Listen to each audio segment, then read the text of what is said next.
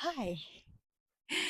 আমি আজকে আমার রিয়াল এক্সপেরিয়েন্স শেয়ার করব এখানে থাকার আমার এখানে আসার ১ সপ্তাহ হয়ে গেছে।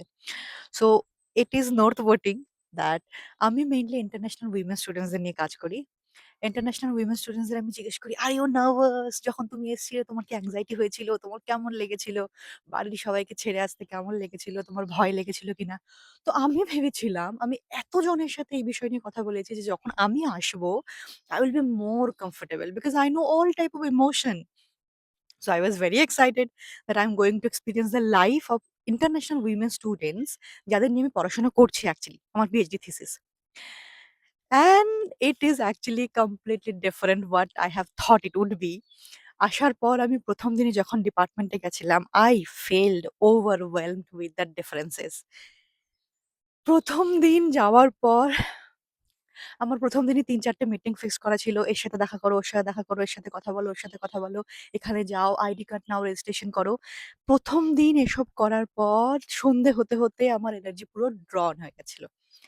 I was so much frustrated in my first day যে আমি ভাবতে শুরু করেছিলাম এটা আমার জন্য নয়।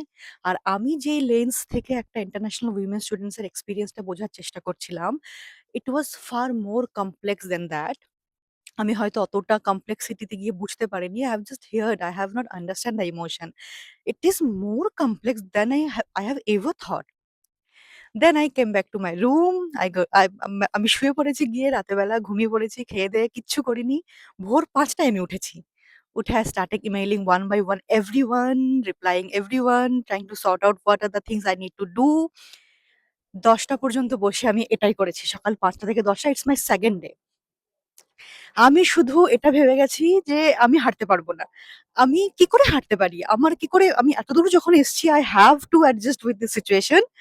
And then I understood that how international women students are getting adjusted in the same way. They have high motivation. Either they have high motivation or they have a very good peer group or friend or support who are supporting them to go on, go on, go on. So the thing is that